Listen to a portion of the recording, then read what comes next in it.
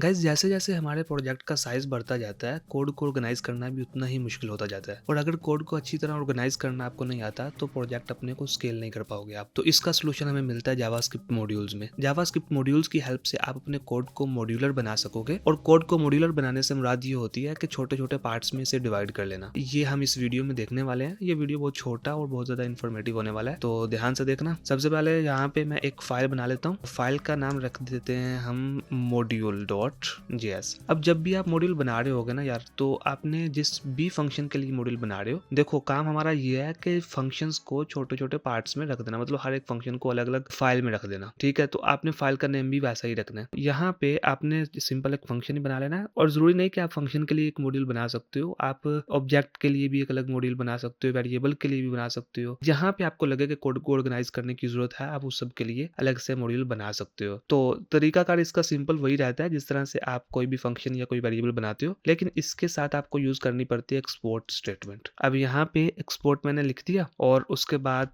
मैं फंक्शन बना लेता हूँ एक, और इस फंक्शन का जो काम होगा वो होगा कैलकुलेट करना प्राइस को। ठीक है, तो कैलकुलेट प्राइस मैंने करके इसका नाम रख दिया। और इसमें दो वेरिएबल्स रहेंगे, एक क्वांटिटी रहेगी और दूसरी प्राइस रहेगी। ठीक है, पहला प्राइस कर देता हूँ मैं और उसके बाद कर देता हूँ क्वांटिटी। अब ये दोनों चीजें जब हमारे पास आ गई तो इस फंक्शन को हम बोलते हैं कि भाई तूने रिटर्न क्या करना, प्राइस मल्टीप्लाई करके क्वांटिटी जो है ना वो रिटर्न कर देना है, इसकी टोटल प्राइस। अब देखो जरा एक चीज, यहाँ पे मैंने सिंपल फंक्शन रखा है। इसका ये मतलब नहीं है कि सिंपल फंक्शंस के लिए आप अलग से मॉड्यूल बनाते हो। फंक्शन आपके जो है वो जब बड़े होंगे तभी आप अलग से मॉड्यूल बनाओगे, लेकिन मुझे यहाँ पे आपको मॉड्यूल को समझाना, ना कि कोई अलग से इतने लंबे चौड़े फंक्शंस लिख के समझाना है। फंक्शन मैं आपको बहुत डिटेल में पढ़ा चुका हूँ फंक्शन वाले वीडियो में, तो अगर आपने नहीं देखा तो वो जाकर देख लेना। अब यहाँ पे बात करते हैं सबसे पहले कि किस तरह से आपने यूज करना है। तो इसके लिए आप यूज कर सकते हो इम्पोर्ट स्टेटमेंट का। ठीक है, अब यहाँ पे ना एक चीज मैंने आपको समझानी है कि आप दो तरह से यूज कर सकते हो इम्पोर्ट स्टेटमेंट में। आपके पास एक डिफॉल्ट इम्पोर्ट रहते हैं और एक रहते हैं नेम्ड इम्पोर्ट। देखो अब यहाँ पे मैंने जो है वो सिंपल एक फंक्शन रखा है, तो सिंगल फंक्शन के लिए आप डिफॉल्ट रहता है आपके पास इम्पोर्ट, उसका यूज कर सकते हो। और जब आपके पास मल्टीपल फंक्शंस या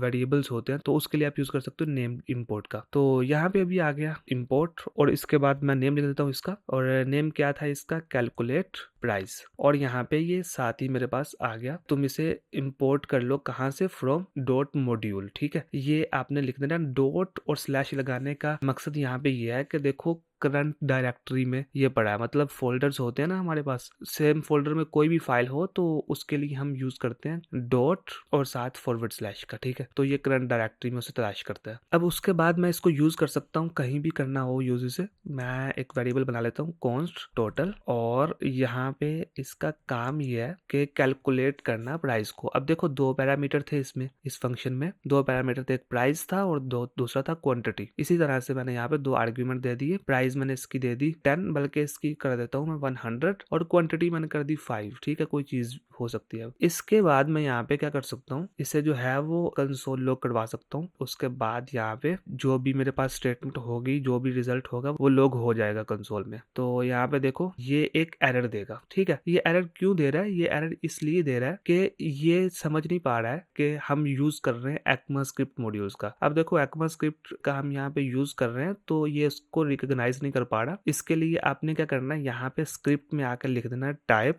मॉड्यूल। ठीक है, तो ये क्या करेगा, ये अभी इसको रिकॉग्नाइज कर पाएगा।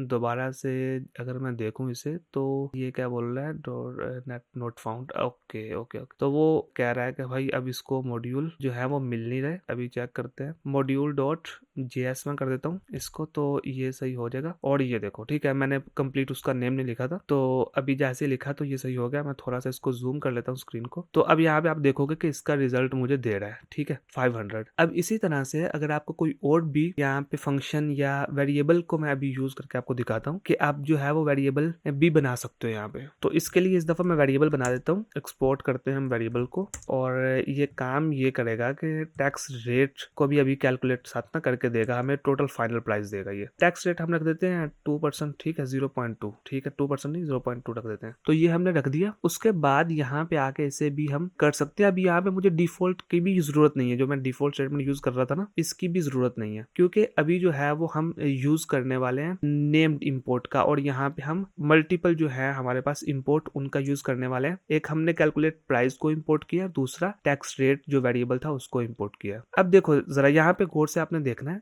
कि मैं क्या कर रहा हूँ, जब मैं इसे यूज करता हूँ ना तो फिर ये होता है व्हाइट, अगर नहीं यूज करता तो ऐसे रहता है थोड़ा सा ये ग्रे टाइप, तो इसे घबराना नहीं है आपने। अब मैं क्या करने वाला हूँ ना, यहाँ पे एक स्टेटमेंट लिख देता हूँ कि टोटल प्राइस विद टैक्स।